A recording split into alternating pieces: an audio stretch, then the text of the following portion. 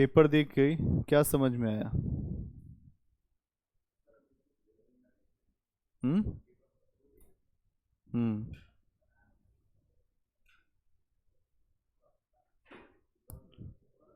चलो हो गया, पेपर देख लो, अच्छी बात है।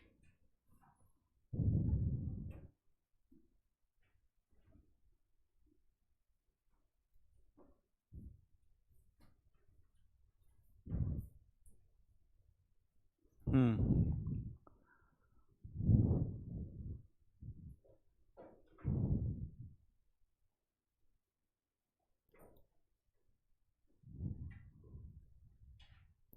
अकबर हेडिंग बनाओ। अकबर।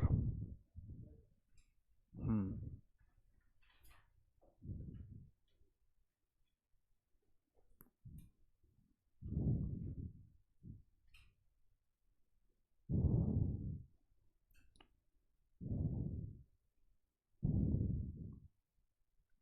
कुछ पॉइंट्स लिखे इसमें।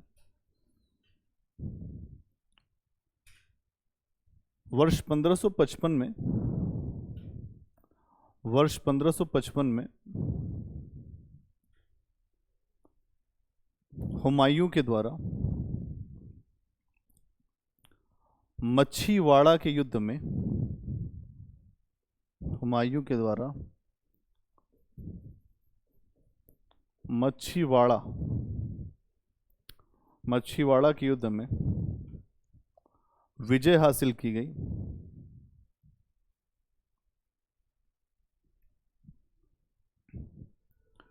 किंतु थोड़े ही समय में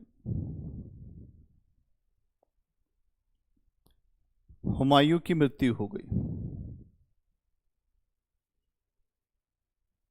किंतु थोड़े ही समय में हुमायूं की मृत्यु हो गई।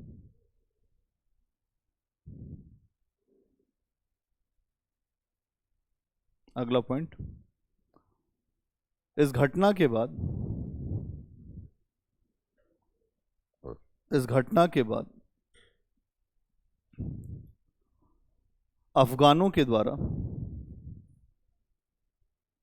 इस घटना के बाद अफगानों के द्वारा पुनः दिल्ली और आगरा पर अधिकार कर लिया गया। किंतु बैरम खान ने अपनी योग्यता और सूझबूझ से किंतु बैरम खान ने अपनी योग्यता और सूझबूझ से मुगलों को राज्य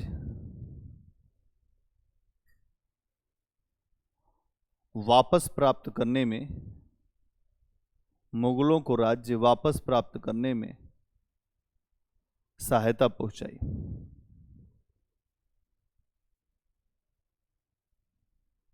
अगला पॉइंट,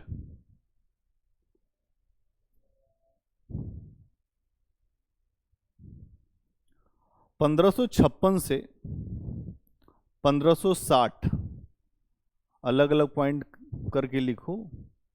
कैसे लिख रहे हो? 1556 से 1560 के बीच मुगल राजनीति पर 1556 से 1560 के बीच मुगल राजनीति पर बैरम खान का प्रभाव छाया रहा।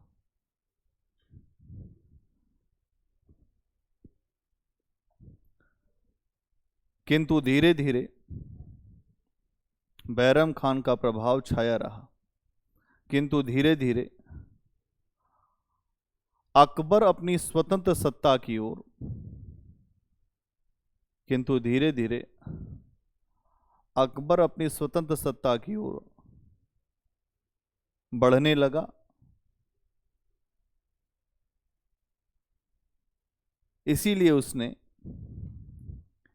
इसीलिए उसने बैरम खान को उसके कार्यों से मुक्त कर दिया।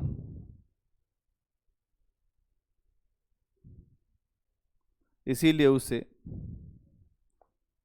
इसीलिए उसने अकबर ने उसने बैरम खान को उसके कार्यों से मुक्त कर दिया। काम मुक्ति ले लो, अभी समझा रहा हूं, पहले कुछ पॉइंट बना लो इसी, क्योंकि बहुत सारी चीजें एक बार लिख लोगे तो फिर मैं समझा दूंगा। एक पॉइंट और लिखो,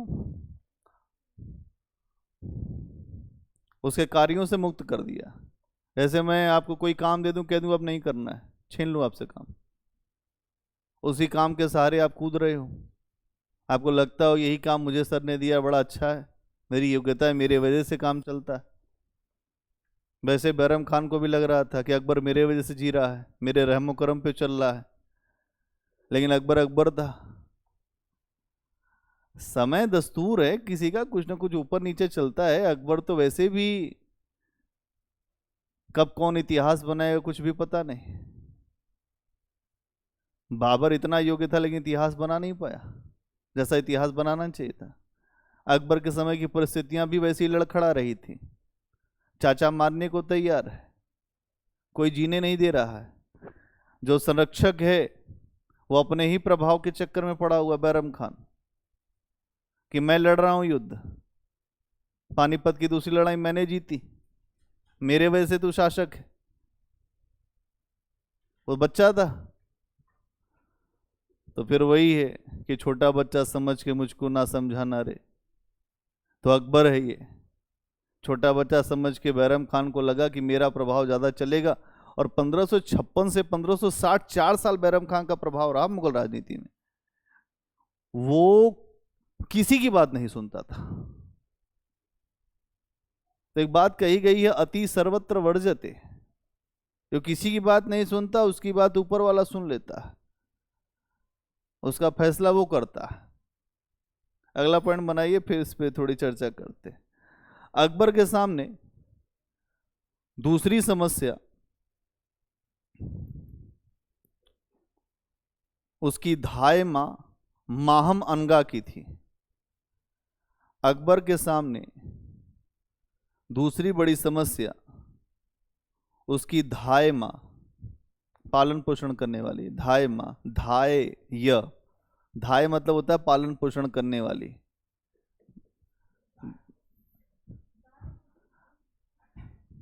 धाय मां कर दो या दाई मां कर दो, जो भी मां करना चाहती हो, एक मां ही है वो। जैसे कृष्ण की असली मां तो कौन थी? देवकी, लेकिन कहलाए किसके लल्ला? यशोदा के। तो वैसे ही मतलब थे ये, अकबर की जो मां कोई और थी, पालन पोषण किया था महामनगा ने। महामनगा इस बात से बड़ी अकड़ी रहती थी कि मैंने भी इसको जिलाया, तो मर रहा था, वो भी अकड़ी चल रही थी, उधर बैरम खां अकड़ा चल रहा था। और धाय मां जो महामनगा थी, इनका बेटा था अधम खान। दोनों ही बच्चों को बड़ी अच्छी परवरिश मिली थी, और अच्छी परवरिश तो अकबर बड़ा इनका सम्मान करता था, अपनी मां से ज्यादा सम्मान करता था। ये सामने आती थी तो इनके लिए विशेष अधिकार मिले हुए थे मुगल राज जो दरबार में। इनके अनुसार बहुत सारे निर्णय लिए जाते थे। अमीर वर्गों पे बड़ा जो महामनगा का बहुत असर था। अपना हो जाता है कभी कभी, मान लीजिए कि आप किसी बड़े आदमी की कुछ दिन कोई मदद कर दें, बड़ा आदमी आपका सम्मान करने लगे तो दुनिया आपका सम्मान करने लगेगी, नहीं? वही माहौल यहां पे भी है। महामनगा और जो शाही परिवार की महिलाएं थी, क्या लिखा आपने इस लाइन पूरा करो फिर बताता हूं। धाय मां महामनगा, माहम अनगा, माहम अनगा, माहम अनगा और माहम अनगा और शाही परिवार की महिलाएं थीं। माहम अनगा और शाही परिवार की महिलाएं थीं।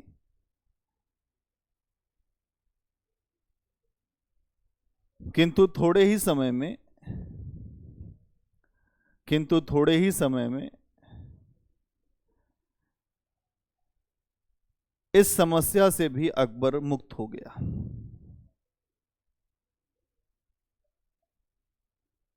किंतु थोड़े ही समय में अकबर इस समस्या से भी मुक्त हो गया।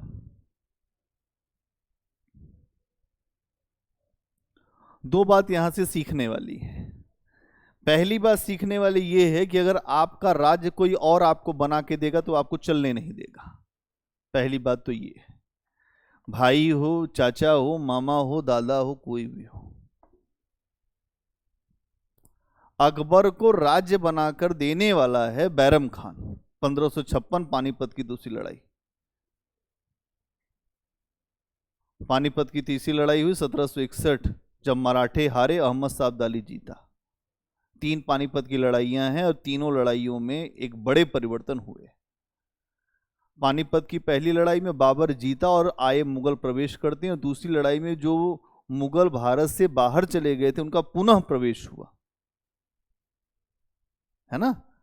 अब आप देख रहे हैं कि 1556 में जब प्रवेश हुआ तो अकबर जो है 8 साल का है, 8, साढ़े 8, 9 साल का है बच्चा है।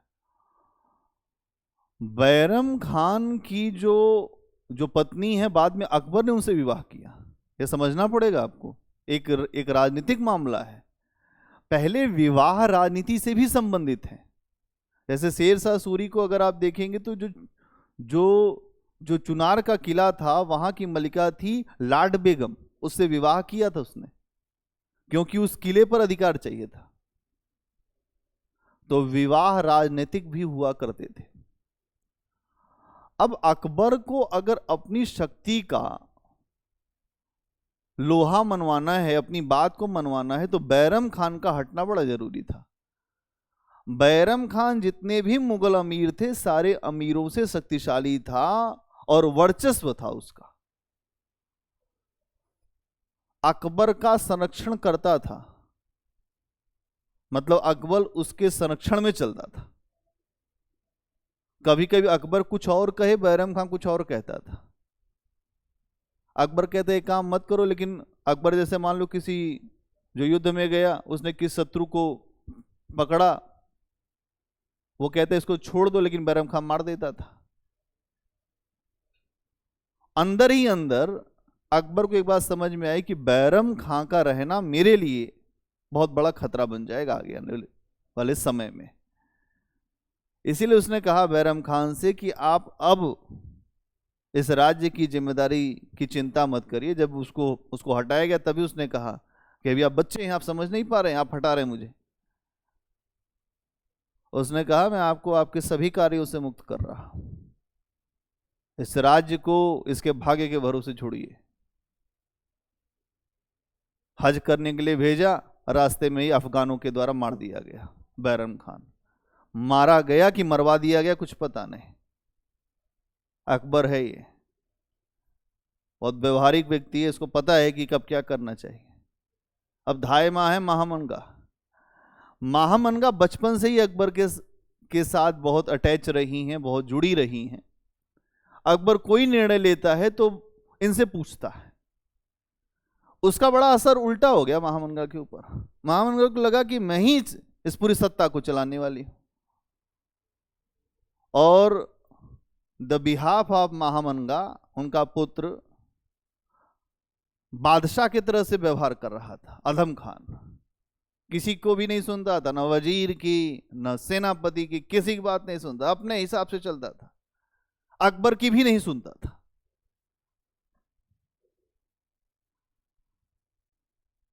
कई बार अकबर ने छोड़ा उसको, कई बार छोड़ा, क्योंकि मां मानता था इसलिए छोड़ता था। एक बार अधम खान ने वजीर की हत्या कर दिया।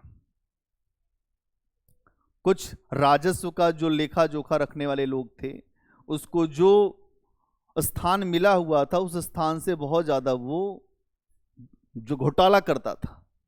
कभी भी एक्चुअल पिक्चर नहीं आती थी, वो राजस्व बहुत ज्यादा खर्च कर देता था, मुगलों के पास राजस्व आ नहीं पाता था। अकबर के पास बहुत सूचना जाती थी, उस सूचना को दबाने के लिए अधम खान ने, जो वजीर आला थे, उसकी जाके वहीं पे उसके ही ऑफिस में जाके हत्या कर दिया। हत्या करके आया तो बहुत क्रोध में था, उसको लगा कि अकबर डर जाएगा, अकबर को जब सूचना मिली उसी उसी महल में ही हाथापाई हो गई।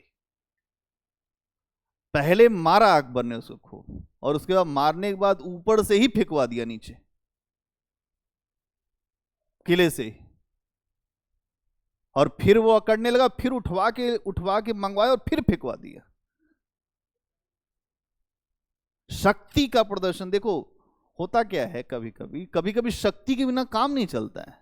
इतिहास ही इस बात को आपके सामने रखता है कि बिना शक्ति के कभी कोई आपकी बात नहीं सुनता। कभी कभी बहुत लिबरल हो गए तो कोई आके आपको कह दिया अरे ठीक है हम जानते हैं इनको क्या कर लेंगे,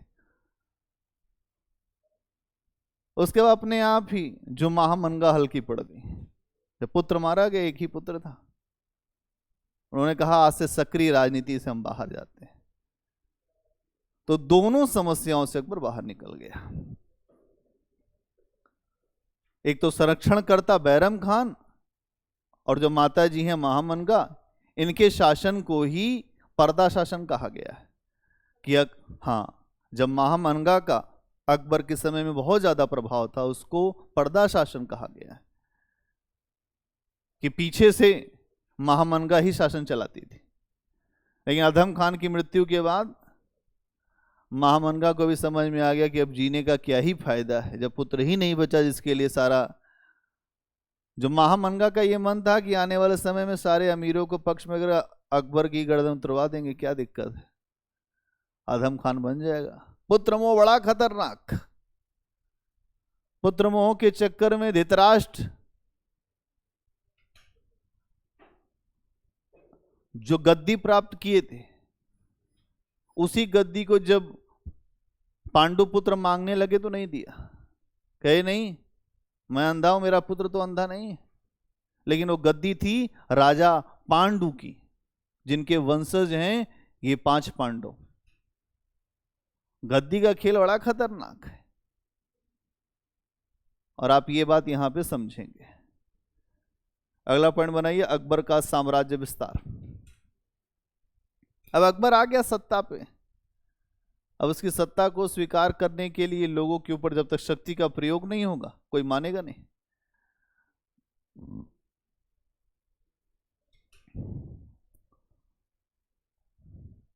अपने साम्राज्य विस्तार के क्रम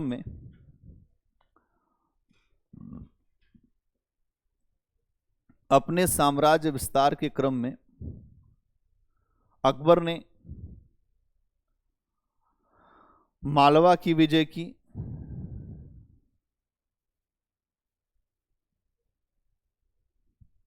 मालवा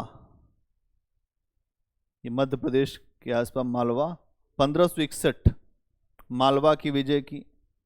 इसी क्रम में गोंडवाना की विजय की, गोंडवाना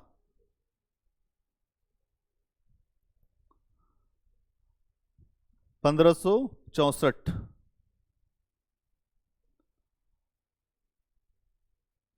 और आगे चलकर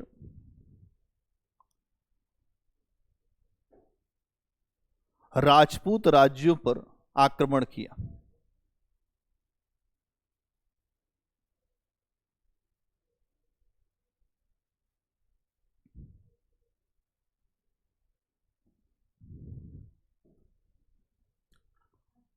राजपूत राज्यों पर आक्रमण किया। वहीं एक बात लिखना ब्रैकेट में, आमेर के शासक, आमेर मतलब आज का जयपुर, आमेर के शासक राजा भारमल ने, आमेर के शासक राजा भारमल, किसी का भार उठा लो वही है भारमल। आमेर के राजा भारमल ने अकबर की अधीनता स्वीकार कर लिया। वहीं लिख दीजिए 1562, अकबर की अधीनता स्वीकार कर लिया तथा अपनी पुत्री का विवाह अकबर से कर दिया। अब आप लोगों ने देखा होगा कि मूवी आई थी जोधा अकबर। अब यहां पुत्री का नाम लिख दीजिए हरखा बाई। क्या नाम है पुत्री का? हरखा। आप लोग इतिहास पढ़े थे इसके पहले? हाँ, इसका नाम हरखा बाई। अब कुछ लोग कहते हैं हरखा बाई का ही नाम जोधा बाई था। अभी आप आगे जाएंगे तो सलीम की एक पत्नी है, उसका नाम है जोधा बाई। अब नाम इतने कंफ्यूजिंग है, यहां यह समझना पड़ेगा कि हरखा बाई जो है अकबर की पत्नी का नाम था, जो इतिहास की पुस्तकों में मिलता है। लेकिन कहीं कहीं जोधा बाई का भी उल्लेख है, लेकिन आमतौर पर जो नाम है वो हरखा बाई। बस इतनी बात, इसमें बहुत ज्यादा डिबेट में नहीं जाना है। ठीक, अगला पॉइंट इसी में लिखिए, इसी में ही। और अपने पुत्र, कौन है? जो राजा भारमल का पुत्र भी है। और अपने पुत्र भगवान दास को, और अपने पुत्र भगवान दास को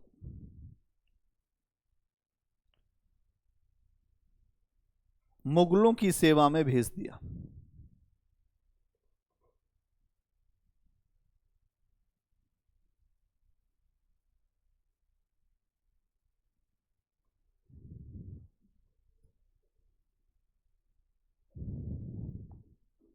अगला पॉइंट बनाइए।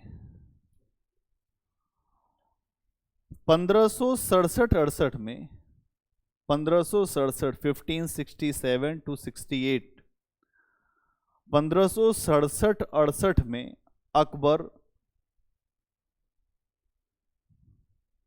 स्वयं चित्तौड़ का अभियान करने के लिए गया। यह अभियान लगभग 2 साल चला। तो स्टार्टिंग कहां से होती है? 1567 में अकबर स्वयं चित्तौड़ के अभियान पर गया। 1 वर्ष के पश्चात चित्तौड़ पर मुगलों का अधिकार हो गया, कि 1 वर्ष के पश्चात चित्तौड़ पर मुगलों का अधिकार हो गया, किंतु चित्तौड़ के राजा उदय सिंह, जिनके नाम पर उदयपुर पड़ा है शहर, किंतु चित्तौड़ के राजा उदय सिंह लगातार मुगलों का प्रतिरोध करते रहे। किंतु चित्तौड़ के राजा उदय सिंह लगातार मुगलों का प्रतिरोध करते रहे। क्या मतलब समझ में आया? इसका मतलब यह है कि 1567-68 में अकबर खुद गया चित्तौड़ के अभियान पे। चित्तौड़ आज का उदयपुर के आसपास का पूरा इलाका, राजस्थान उदयपुर, ये वही इलाका है जहां आगे चल के महाराणा प्रताप आएंगे, इन्हीं उदय सिंह की ही वंश परंपरा में। अब ये समझ लेना, ये चित्तौड़ का जो मामला है, चित्तौड़ ही एक ऐसा राज्य था जिस पर आरंभिक समय में मुगलों ने कंट्रोल तो किया, लेकिन बाद में मुगलों के लिए बड़ी ही गले की हड्डी बन गया चित्तौड़ राज्य। क्योंकि चित्तौड़ के जो शासक रहे, उन शासकों ने मुगलों की अधीनता स्वीकार करने से बार बार मना किया। भगवान दास वंश के साथ तो खाना नहीं खा रहे हैं लोग बैठ के, इधर के लोग। अभी भी आप जाएंगे तो आमेर राजघराने से बहुत राजपूतों का संबंध अच्छा है ही नहीं, क्योंकि ये मानते हैं कि आमेर राजघराने ने सबसे पहले अकबर की अधीनता स्वीकार करके अपनी पुत्री का विवाह कर दिया। तो यहां ये बात समझना पड़ेगा कि चित्तौड़ का मामला जो है वो उलझता है राजस्थान में, और वहां के शासक हैं उदय सिंह, और उदय सिंह ने 1 साल तक इस पूरे इलाके का घेरा डाले रहा अकबर, क्योंकि पूरा पहाड़ी इलाका है। पहाड़ी इलाके पर लगातार घेरेबंदी रही अकबर की, और 1 साल के पश्चात अधिकार हुआ। लेकिन अधिकार के बाद भी उदय सिंह इसका प्रतिरोध करते रहे। अगला पॉइंट बनाओ। इसी क्रम में जब राणा उदय सिंह की मृत्यु हुई, इसी क्रम में जब राणा उदय सिंह की मृत्यु हुई 1572 में उनकी मृत्यु हुई, तो उसके बाद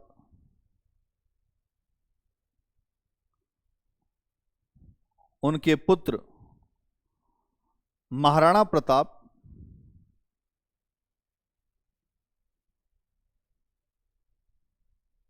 मेवाड़ की गद्दी पर बैठे। तो मेवाड़ मतलब चित्तौड़ ही है, जो मेवाड़ राज्य। महाराणा प्रताप मेवाड़ की गद्दी पर बैठे। इनके गद्दी पर बैठते ही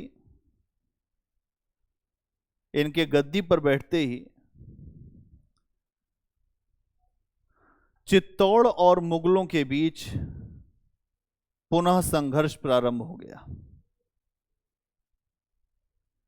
इनके गद्दी पर बैठते ही चित्तौड़ और मुगलों के बीच पुनः संघर्ष प्रारंभ हो गया। आखिर क्यों ऐसा हुआ? आखिर क्यों?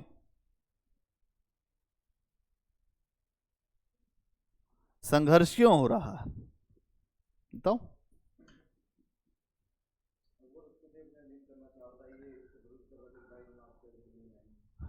हम महाराणा प्रताप का मामला था कि हम अधीनता नहीं स्वीकार करें, हम भगवान दास नहीं,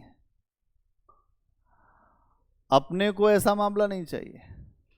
इसीलिए आप देखते होंगे कि महाराणा प्रताप के बारे में कहते हैं कि वो जंगल में रहे, घास की रोटी खाए, लेकिन मुगलों की अधीनता स्वीकार नहीं किया। आज आप देखते हैं हर जगह मूर्ति लग गई है महाराणा प्रताप की, कि घोड़े पे बैठे हुए महाराणा प्रताप। क्यों ऐसा है? क्योंकि जब भी ऐसा कोई व्यक्ति जो विपरीत धारा में बहेगा, सामान्य काम से अलग काम करेगा, हो सकता है कि उस समय इतिहास में उसका स्थान न बन पाए, लेकिन आने वाले समय में जो उसकी संततियां होंगी उसका नाम जरूर लेंगे। यही नाम शिवाजी का भी लिया गया। शिवाजी को औरंगजेब ने कैद कर लिया था, भाग खड़े हुए फल की टोकरी में बैठ के। कई बार भेष बदलने में माहिर थे, कहीं कहीं तो साधु बन के निकल लिए। आपको समझना पड़ेगा कि जो विरोध कर जाता है अपने समय में, वो विरोध बहुत बहुत बड़ी बात होती है। वो भी अकबर जैसे शासक का विरोध करना यह आसान नहीं था। तो यहां संघर्ष प्रारंभ हो गया। इसी संघर्ष के क्रम में एक युद्ध लड़ा गया, हल्दी घाटी का युद्ध। और हल्दी घाटी के युद्ध में ये बात कहते हैं कि महाराणा प्रताप के तरफ से जो उनका सेनापति था वो अफगान था, एक मुसलमान था। क्योंकि अफगान मुगलों के विरोधी थे, क्योंकि मुगलों ने अफगानों को ही हटाकर जो सत्ता को प्राप्त किया था, मुगलों को हटाकर शेरशाह सूरी ने अपनी सत्ता प्राप्त किया था। अफगान और मुगलों का संघर्ष लगातार चल रहा था। हाकिम खान सूर जो महाराणा प्रताप की सेना में सेनापति था, भामाशाह, आदिवासी, कोल, भील, ये महाराणा प्रताप के सैनिक थे। महाराणा प्रताप की सेना में सब हैं जो जंगली लोग, वो खुद राजपूत शासक हैं।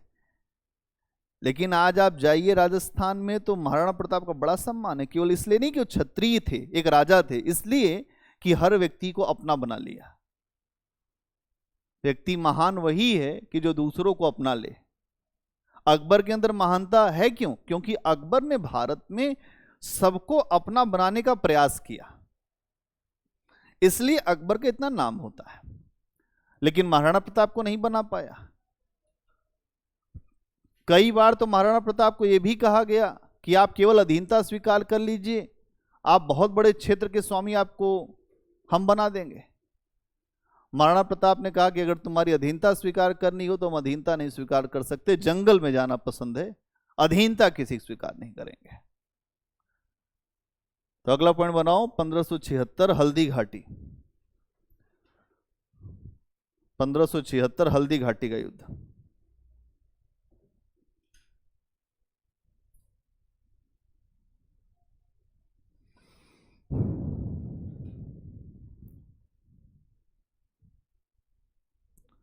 यह संघर्ष मान सिंह और महाराणा प्रताप के बीच में हुआ। दोनों राजपूत लड़ रहे हैं, अकबर की तरफ से मान सिंह लड़ रहा है। यह संघर्ष मान सिंह और महाराणा प्रताप के बीच में हुआ।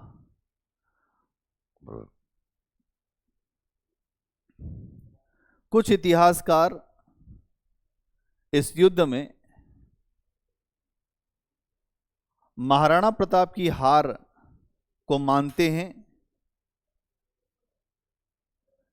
महाराणा प्रताप की हार को मानते हैं, लेकिन कुछ ऐसे इतिहासकार हैं जो ये कहते हैं महाराणा प्रताप की हार को मानते हैं, किंतु कुछ ऐसे इतिहासकार हैं जो ये कहते हैं कि महाराणा प्रताप इस युद्ध में हारे नहीं थे।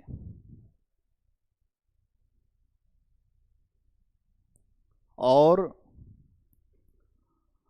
अपनी स्वतंत्रता के लिए लगातार संघर्ष कर रहे थे, अपनी स्वतंत्रता के लिए लगातार संघर्ष कर रहे थे।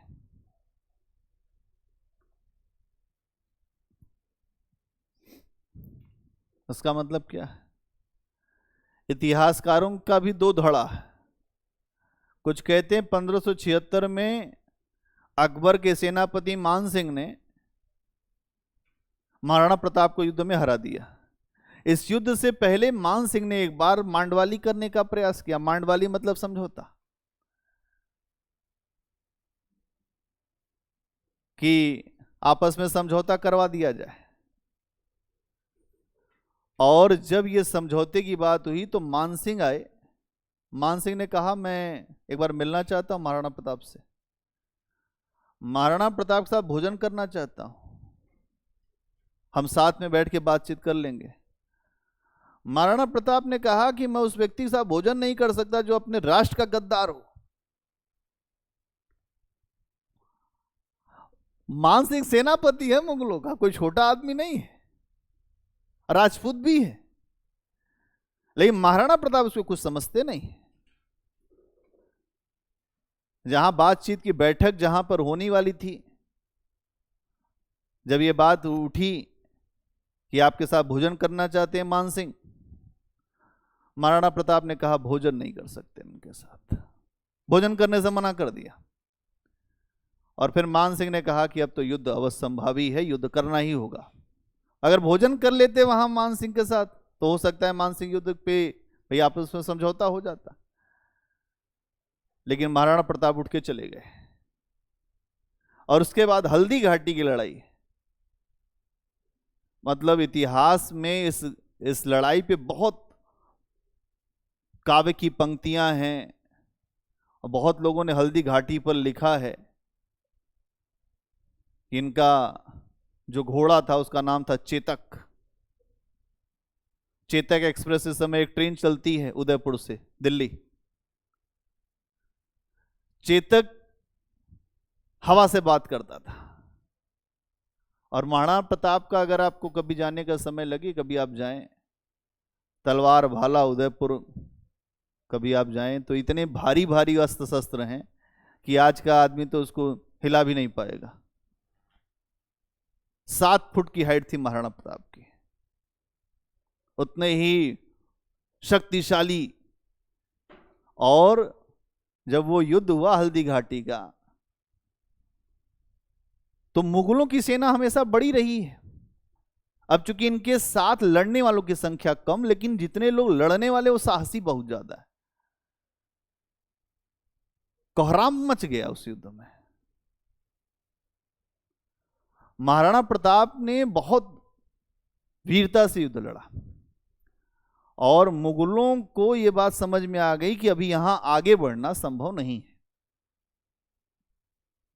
इसीलिए कुछ इतिहासकार ये कहते हैं कि इस युद्ध के बाद महाराणा प्रताप ने बहुत सारे ऐसे हिस्से जो मुगलों के अधीन में थे उनको खाली करा लिया शक्ति के द्वारा, और अपने सिक्के, दान, ये सारे काम करने शुरू किए। सिक्के चलाना, दान करना, ये वही शासक कर सकता है जिसके पास अपना नियंत्रण हो उस क्षेत्र पर। अगर ये बात है ठीक, तो फिर हल्दी घाटी की लड़ाई का जो निर्णय इतिहास में लिखा है वो निर्णय बदल जाएगा। इसी पे मुद्दा बनता है कि इतिहास बदला जा रहा, इतिहास बदला जा रहा। अभी आप सुनते होंगे कि इतिहास की पुस्तकों में छेड़छाड़ हो रही। भाई, इतिहास की पुस्तकों में अगर कोई बात भी लिखी है, अगर उसमें कुछ ऐसी बातें हैं जिस पर संदेह है, तो उसका जो निराकरण होना चाहिए।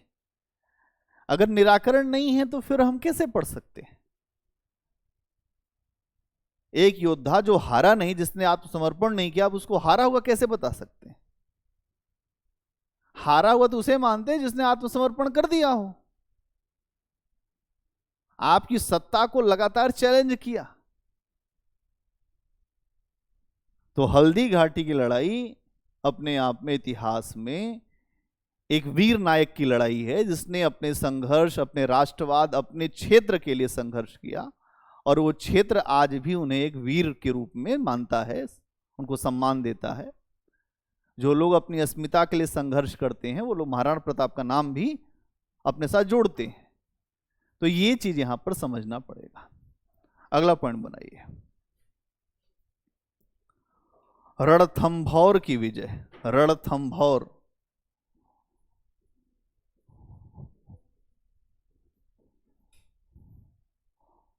ये मुगलों के द्वारा विजय की गई रणथंभौर 1569।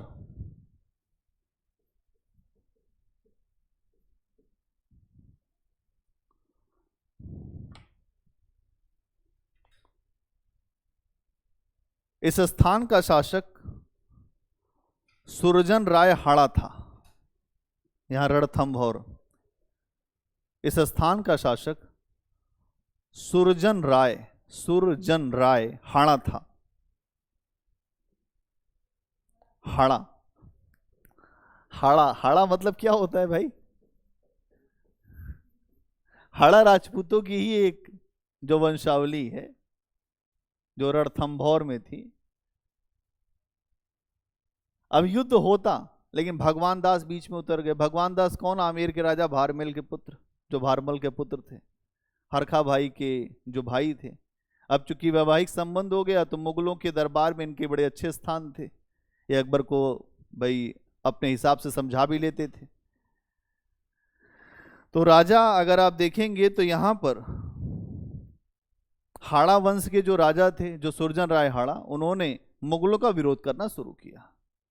ऐसा लगा कि संघर्ष भी हो जाएगा, लेकिन भगवान दास बीच में आ गए। भगवान दास ने कहा, देखो हम लोग कितना आराम से रह रहे हैं, कोई दिक्कत है? वो देखो महाराणा प्रताप, वो जंगल रोटी खा रहा है। कोई आराम से रहने का जीवन है कि ऐसे ही चलेगा सब? तो सुरजन राय हाड़ा को लगा कि बात तो ठीक है। इसीलिए भगवान दास के समझाने पर अकबर की अधीनता स्वीकार कर लेते हैं सुरजन राय हाड़ा। तानसेन इन्हीं के दरबार में रहते थे, जो सुरजन राय हाड़ा के दरबार में, और इन्हीं के दरबार से अकबर के दरबार में गए थे। क्या बात समझ में आई? दो बात यहां से निकली। सुरजन राय हाड़ा रणथंभौर के शासक थे, युद्ध के लिए उतारू थे, अकबर से लड़ने के लिए उतारू थे। इनको विशेष सम्मान दिया गया था मुगलों के राज दरबार में। ये अपना वाद्य यंत्र बजाते हुए आते थे मुगलों के दरबार में। अकबर ने विशेष छूट दिया था इनको, और उसी हिसाब से आते थे, उसी हिसाब से जाते थे। अधीनता तो स्वीकार किया, लेकिन ये आश्वस्त किया गया कि आपके सम्मान की कटौती नहीं की जाएगी। महाराणा प्रताप को भी समझाया गया था कि आपका सम्मान नहीं होगा, आपके सम्मान के साथ कोई छेड़छाड़ नहीं होगी, लेकिन उनको नहीं समझ में आई। उन्होंने कहा ये एकदम गलत है, ये हम कर ही नहीं सकते। शासक की जो बेटी थी इनकी, वो भूख से मर गई जंगल में, भोजन नहीं मिला, भूख से मर गई बेटी। राजकुमारी, मतलब मेवाड़ की राजकुमारी भूख से मर गई। आप समझ सकते हैं कि उस व्यक्ति का आत्मबल कितना तगड़ा रहा होगा, जो संघर्ष कर रहा है अकबर के खिलाफ। इसलिए अमर नायक हैं ये लोग।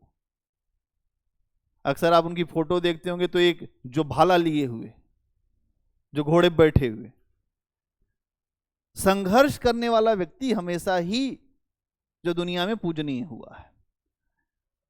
कायरों तरह से बैठने वाला व्यक्ति कभी पूजनीय नहीं हुआ।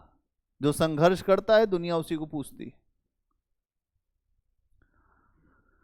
इसमें लिखिए, कुछ लिखा है।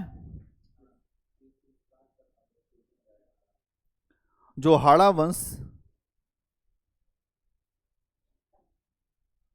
वंश के राजपूतों से संबंधित था, जो हाड़ा वंश के राजपूतों से संबंधित था,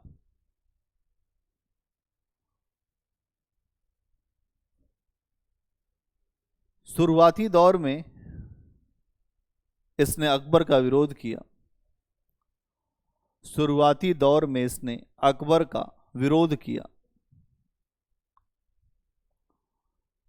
शुरुआती दौर में इसने अकबर का विरोध किया, किंतु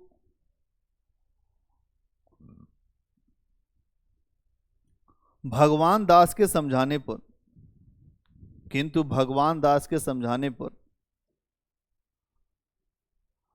अकबर की अधीनता स्वीकार कर ली।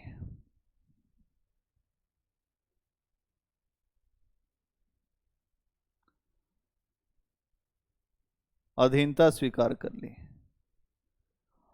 तानसेन इन्हीं के दरबार से अकबर के दरबार में गए थे। तानसेन इन्हीं के दरबार से अकबर के दरबार में गए थे। तानसेन कौन है भैया? ये म्यूजिशियन हैं, संगीतज्ञ हैं, बहुत अच्छे जो गायक हैं। ये जब गाना शुरू करते हैं तो दीपक जल उठता है। कई प्रकार के राग गाते हैं, राग भैरवी, राग मल्हार, कई राग। तानसेन बहुत आत्म मंत्र मुग्ध होकर गाते हैं। अगर आप कुछ लोगों के जो गीत क्या है वो भी एक तरह की साधना ही है, और आपकी आंतरिक साधना है। जो गीतकार हैं, संगीतकार हैं, जो तबला बजाने वाले हैं, हारमोनियम बजाने वाले हैं, जो सितार बजाने वाले हैं, जो बांसुरी बजाने वाले लोग हैं। आपको मैं अभी बांसुरी दे दूं, आपसे एक धुन नहीं बजा सकते तुम, क्या बजा लोगे? बांसुरी उसरी क्या है? ये बांसुरी हो, जो सितार हो, तंबूरा हो, बहुत सारी चीजें, इतने वाद्य यंत्र हैं, ये सब बजाना अब तक आत्मा का आपके तालमेल नहीं बैठेगा उसके साथ, तब तक आप कुछ नहीं कर सकते। तानसेन इसीलिए नवरत्न में है, अकबर के नवरत्नों में से एक है तानसेन। और संगीतज्ञ हैं। तानसेन और अकबर एक बार गए सूरदास को सुनने वृंदावन। तानसेन ने हाथ जोड़ लिया कि हम भी इनके सामने हल्का गाते। सूरदास ऐसा गाते थे। और तानसेन एक राग गाते थे, राग दीपक। जब वो गाना शुरू करते थे तो हिलने लगता था सब। जो दीपक उपक होते थे वो भी जल उठते थे राग दीपक में। ये अरे आज भी तुम संगीत को तुम हल्के में लेते हो। अमेरिका में, कनाडा में बहुत जगह खेतों में म्यूजिक बजाया जाता है, फसल और अच्छी बढ़े, इस पर रिसर्च चल रहा है नासा का। वहां पर खेती ऐसे नहीं होती है जैसे होती है भारत में। भारत में तो खेती होती, वहीं लोग लड़ने लगते हैं। खेतों के ऊपर भी असर पड़ता है, पेड़ पौधों के ऊपर भी असर पड़ता है, जानवरों के ऊपर भी संगीत का असर पड़ता है। तो इस पर रिसर्च हुआ कि म्यूजिक बजाकर खेती किया जाए तो फसलें बड़ी अच्छी हुई। फसल बड़ी अच्छी हुई क्योंकि उसका तारतम्यता भी जो संगीत के साथ मिलता है। आप कोई जानवर को देख लो, म्यूजिक सबको प्रभावित करता है, कोई जानवर हो, इंसान हो। आप जो जो मलयालम म्यूजिक न जानते हो, लेकिन आप उसका भाव समझ लेंगे, क्योंकि हमारी आत्मा म्यूजिक जानती है, उसे सब पता है, ये सब भाषा भी जानती है। आपको लगता है कि आप केवल एक भाषा आपको आती है, ऐसा नहीं है। आप बहुत सारी भाषाओं को समझ सकते हैं। इसीलिए जो लोग बड़े ऊंचे स्तर पे, उन्होंने कहा कि आत्मा हर बात समझती है। आप भले ना बता पाए उसको, लेकिन अभिव्यक्ति से आप ये समझ जाएंगे वो क्या कहना चाह रहा। तो यहां इस बात को समझना पड़ेगा कि जो तानसेन है, तानसेन का स्थान जो बना, वो बना है जो सुरजन राय हाड़ा के यहां से, उसके बाद ये गए अकबर के दरबार में, क्योंकि अकबर ने उनके यहां ही इसको सुना था। एक बार कहा भाई ये दे दो। बड़े आदमी हमेशा अगर किसी से कुछ कहें छोटे आदमी से कि मुझे दे दे, तो छोटा आदमी तो उसके लिए बड़ा अभिवादन फील करता है कि बताइए हमसे साहब मांगते, तो तुरंत दे दिया। जो बड़े लोग होते हैं उनके लिए तो कोई बात ही नहीं है। अगला पॉइंट बनाइए। इसी क्रम में अकबर ने मारवाड़, बीकानेर, जैसलमेर सब जीत लिया, पूरा पूरा राजपूताना जीत लिया। इसी क्रम में अकबर ने मारवाड़, बीकानेर, जैसलमेर, बड़ा लोग घूमने जाते हैं जैसलमेर, ऊंटों की बड़ी दौड़ होती है वहां। अधिकारी हो जाना तब ये सब घूमना, अभी तो कहां ही घूम पाओगे तुम। जैसलमेर आदि की विजय किया 1570।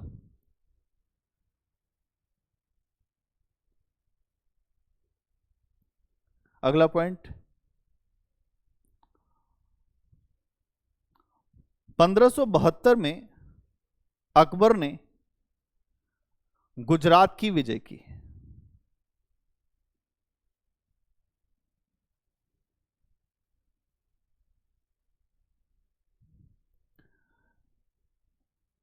अगर आप देखेंगे तो जब वो गुजरात पहुंचता है तो पहली बार उसने समुद्र देखा।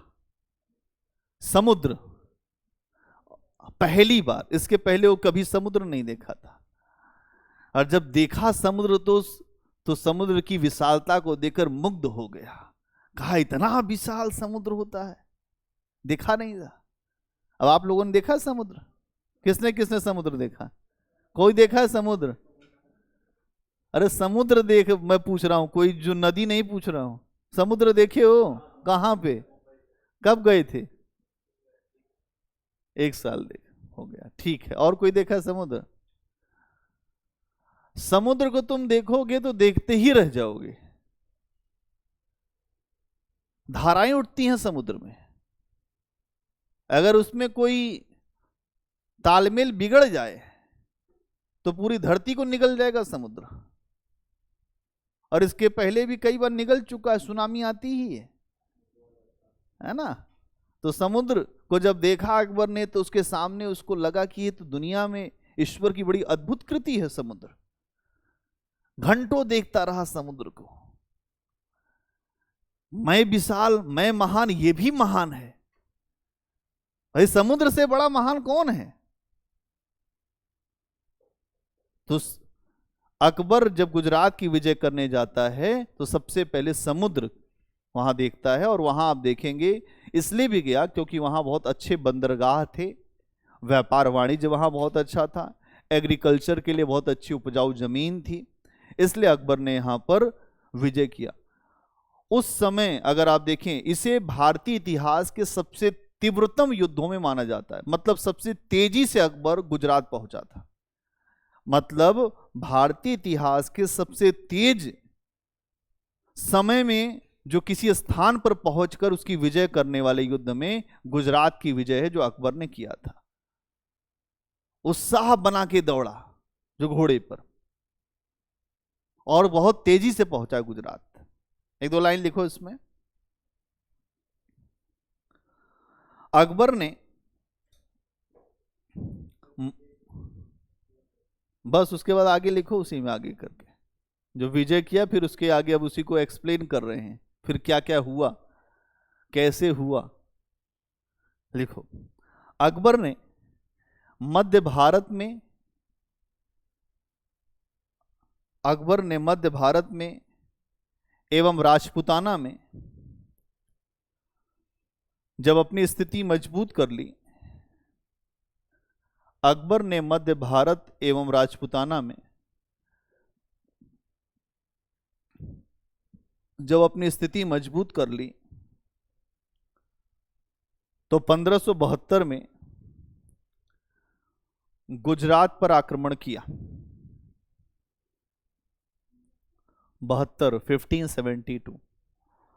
1572 में गुजरात पर आक्रमण किया। इसके कई कारण थे, जैसे अच्छे बंदरगाह,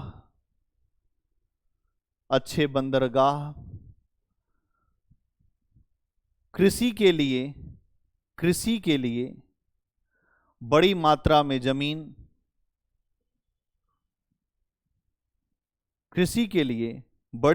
में जमीन,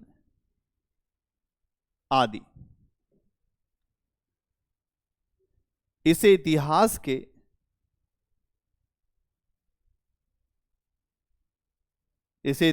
के सबसे तेज युद्धों में माना जाता है।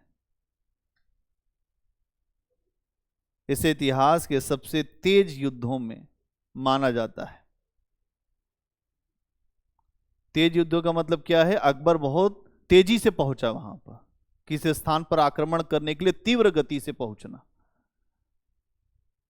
अगर आपसे पूछे कि भारतीय इतिहास में सबसे तीव्रतम युद्ध कौन सा लड़ा गया, तो ये गुजरात की विजय थी, जिसको एक रिकॉर्ड समय में, मतलब यहां पहुंचने में 3 से 4 दिन लगते थे, नहीं यहां पहुंचने में और भी दिन लगते थे, 6 से 7 दिन लगते थे, लेकिन अकबर ने यहां पर 3 से 4 दिन के अंदर ही वो पहुंच गया था, यहां बहुत तेजी से, आधे समय में पहुंच गया। इसीलिए इसको एक तीव्र युद्ध माना जाता है, बहुत तेजी से होने वाला। अगला पॉइंट बनाओ, अकबर की राजपूत नीति। राजपूत नीति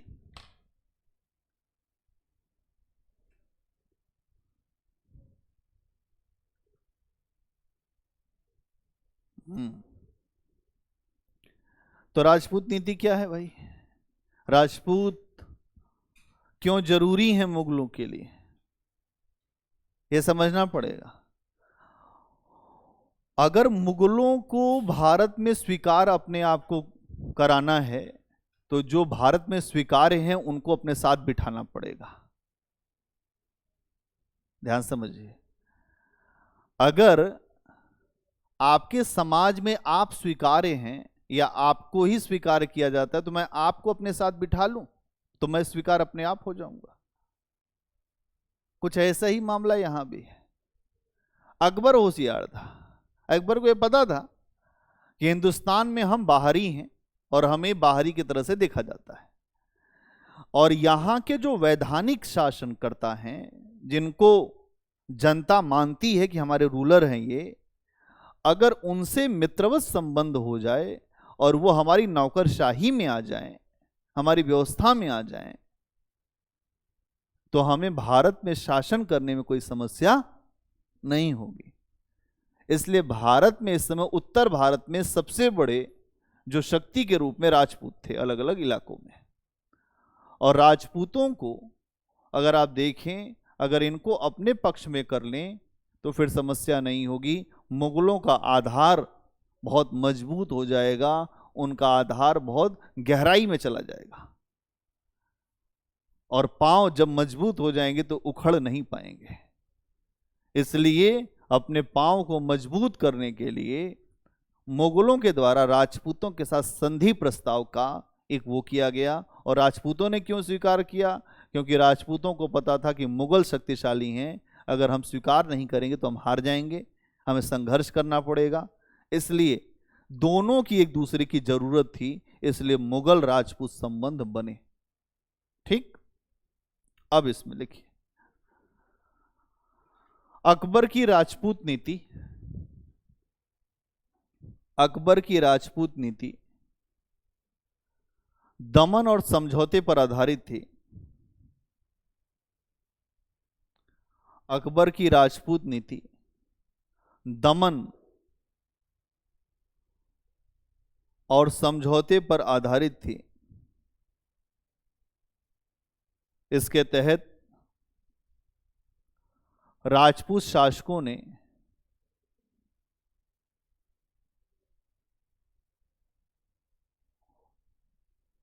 इसके तहत राजपूत शासकों ने या राजपूत शासकों को मुगलों की अधीनता स्वीकार करनी थी। राजपूत शासकों को मुगलों की अधीनता स्वीकार करनी थी। इसके अलावा मुगलों की अधीनता स्वीकार करनी थी। इसके अलावा वार्षिक नजराना देना, इसके अलावा वार्षिक नजराना, एक साल में आप आइए तो गिफ्ट लेकर आइए। हाँ, तो वार्षिक नजराना का मतलब क्या हुआ? हीरा मोती, तोहफा। आइए एक दिन, एक साल में एक बार आइए, लेकिन जब आइए तो पूरा सब कुछ लेकर आइए खजाने के लिए। वार्षिक नजराना और आपसी विवादों में मुगलों की मध्यस्थता को स्वीकार करना था। आपसी विवादों में मुगलों की मध्यस्थता, आपसी विवादों में मुगलों की मध्यस्थता को स्वीकार करना था। मध्यस्थता, मध्यस्थता,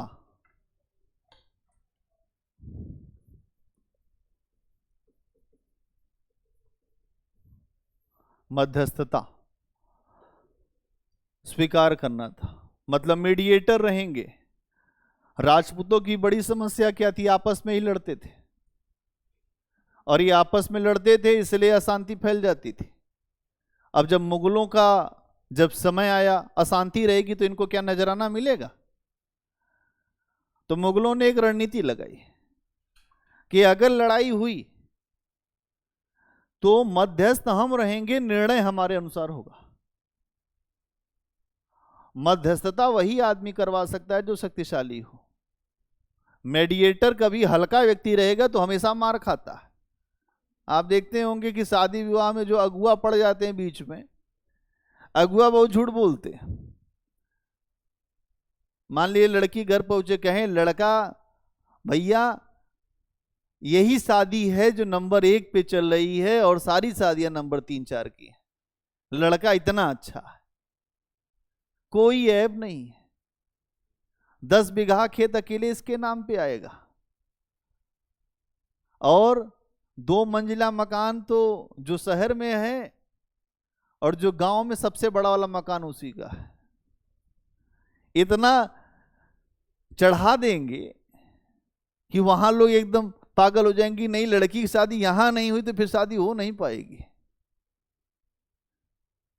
हो गई तय शादी। फिर वहां पहुंची जब लड़की, तो लड़की ने पूछा कि 10 बीघा कहाँ है? कहें यहां से लेकर वहां तक जो देख रहे हो सब अपना ही है। अब 1-2 साल तो इसी में निकल जाता है कि कौन जो खसरा खतौनी देखेगा। बाद में पता चलता है कि अगुआ बहुत झूठ बोलता था। अगुआ फिर बुलाया जाता है, तो अगुआ कहता है हमने तो कुछ किया नहीं, हमने तो आपको बताया था। अगुआ की इसीलिए जो भी शादियां होती हैं अक्सर खराब नहीं है, कभी कभी अच्छी भी हुई हैं, लेकिन अगुआ है बड़ा खतरनाक जो लोग भी शादी करवाते हैं।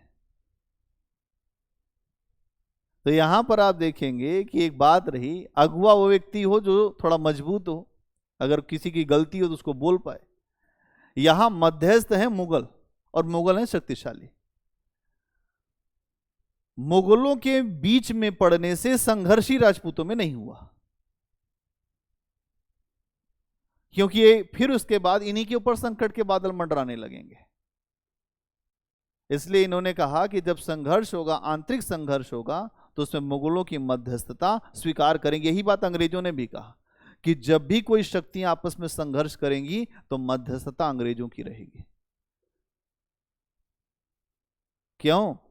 क्योंकि मध्यस्थता हमारी रहेगी तो तुम लड़ नहीं पाओगे। अक्सर बड़े भैया आते हैं जब दो लोग की लड़ाई होती है, चुप बैठ जाओ। अब बड़े भैया का प्रभाव है, अगर मान ले दोनों लोगों ने कहा नहीं हम लड़ेंगे, तो कहे दोनों लोग को एक तरफ से मारना शुरू कर दिया,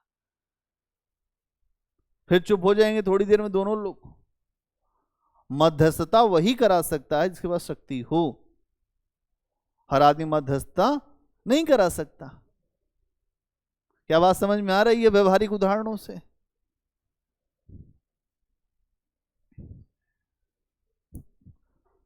क्या लिखा? मध्यस्थता को स्वीकार किया या स्वीकार करना था। अगला पॉइंट बनाओ। इसके बदले मुगल शासक राजपूतों को सुरक्षा और उनके राज्य में अहस्तक्षेप का विश्वास दिलाते थे। इसके बदले मुगल शासक उन्हें सुरक्षा और अहस्तक्षेप का विश्वास दिलाते थे। इसके अलावा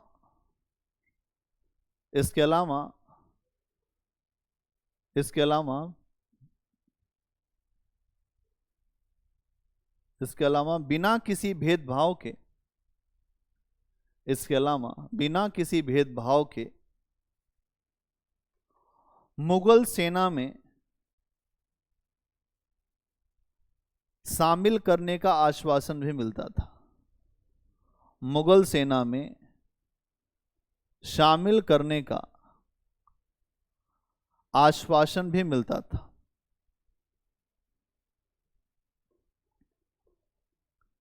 क्या बात समझ में आई? कि आप हमारे लिए जो वार्षिक नजराना देंगे, अपने विवादों में, अपनी जो आपके विवाद हैं उसमें हमारी मध्यस्थता को स्वीकार करेंगे, तो हम आपको क्या देंगे? हम आपको सुरक्षा देंगे, और इसके अलावा आपके राज्य में हस्तक्षेप नहीं करेंगे। एक चीज हो गया कि आपकी सिक्योरिटी कि कोई आक्रमण नहीं होगा, और अगर कोई आक्रमण होगा तो उसमें हम खड़े हैं, बड़े भाई खड़े हैं।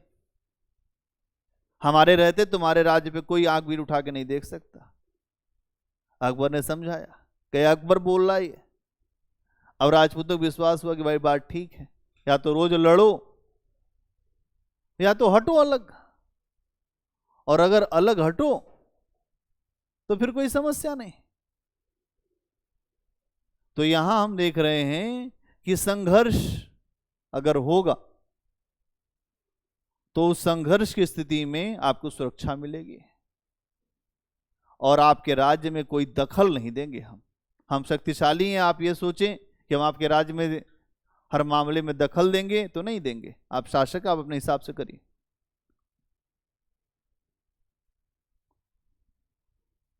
अगला पॉइंट बनाइए। राजपूतों के विश्वास को प्राप्त करने के लिए, अगला पॉइंट, राजपूतों के विश्वास को प्राप्त करने के लिए 1563 में अकबर ने तीर्थ यात्रा कर, राजपूतों के विश्वास को प्राप्त करने के लिए 1563 में तीर्थ यात्रा कर, और 1564 में जजिया कर को समाप्त कर दिया। है क्रांतिकारी निर्णय कि नहीं? जजिया कर को समाप्त कर दिया। अब समझिए इस बात को, हिंदुओं के प्रतीक हैं राजपूत, हिंदुत्व के। और जब तीर्थ यात्रा कर कौन करेगा, जो तीर्थ कौन करेगा, हिंदू जाएंगे, संत जाएंगे, उस पर भी टैक्स लगता था। अकबर ने कहा कि तीर्थ यात्रा कर नहीं होगा। अब इसमें एक तो राजपूतों का प्रभाव, क्योंकि उसकी पत्नी भी राजपूत थी। दूसरा, राजपूत मनसबदारी व्यवस्था में राजपूत मनसबदारों का बड़ा प्रभाव था। अपनी गर्दन कटाने के लिए तैयार थे राजपूत अकबर के लिए। अगर आप देखेंगे बहुत सारे अभियानों में राजपूतों ने मुगलों के लिए बड़ा संघर्ष किया, और उस संघर्ष के वजह से अकबर को यह सोचना पड़ा कि राजपूतों को कैसे संतुष्ट रखा जाए कि इनके भीतर अविश्वास पैदा ना हो। यही गलती औरंगजेब से हुई, इसीलिए उखड़ गए उसके पांव। एक तो अगर आपने देखा तो तीर्थ यात्रा कर को समाप्त कर दिया, और बाद में जजिया कर भी समाप्त कर दिया गया। जजिया कर वो कर था जो हिंदुओं से लिया जाता था, और वो भी इसलिए कि आपको सुरक्षा चाहिए। एक धार्मिक कर था जो गैर मुसलमानों से लिया जाता था, जो गैर मुसलमानों से लिया जाता था, और वो उनकी सुरक्षा के लिए होता था। उस कर को भी समाप्त कर दिया गया। अगला पॉइंट,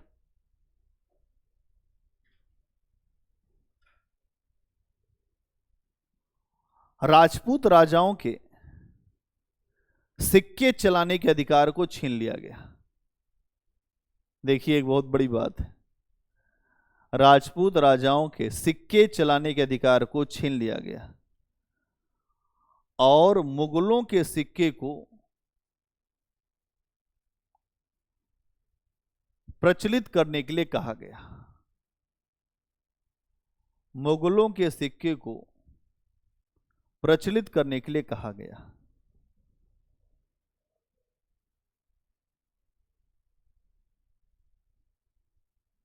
इसका मतलब क्या हुआ? हर चीज आपको देखेंगे, हर चीज आपको देंगे, लेकिन आप अपना सिक्का नहीं चलाएंगे। महाराणा प्रताप ने यही बात कहा, हम सिक्का भी चलाएंगे, जमीन भी बांटेंगे, लेकिन आपकी अधीनता नहीं स्वीकार करेंगे। ये जयपुर वाले, इधर आमेर वाले सारे कहे कि नहीं ठीक है, आप ही सिक्का चलेगा, क्या दिक्कत, आराम से हम गद्दी पे तो बैठे, कौन जंगल झाड़ी घूमेगा। भाई जंगल वंगल जाने के लिए बड़े साहस की जरूरत होती है। रात दिन संघर्ष करना उसी के बस की बात है जो संघर्ष के अंदर है। यहां आप देख रहे हैं राजपूत नीति में यह कहा गया कि आपके सिक्के चलाने का अधिकार अब नहीं रहेंगे। अब एक प्रश्न लिखिए, मुगलों की राजपूत नीति कैसी थी? मुगलों की राजपूत नीति कैसी थी? इस नीति के माध्यम से मुगल राजवंश, इस नीति के माध्यम से मुगल राजवंश भारत में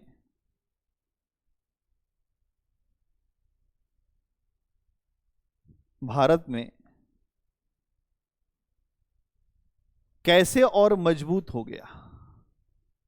भारत में कैसे और मजबूत हो गया? टिप्पणी करें।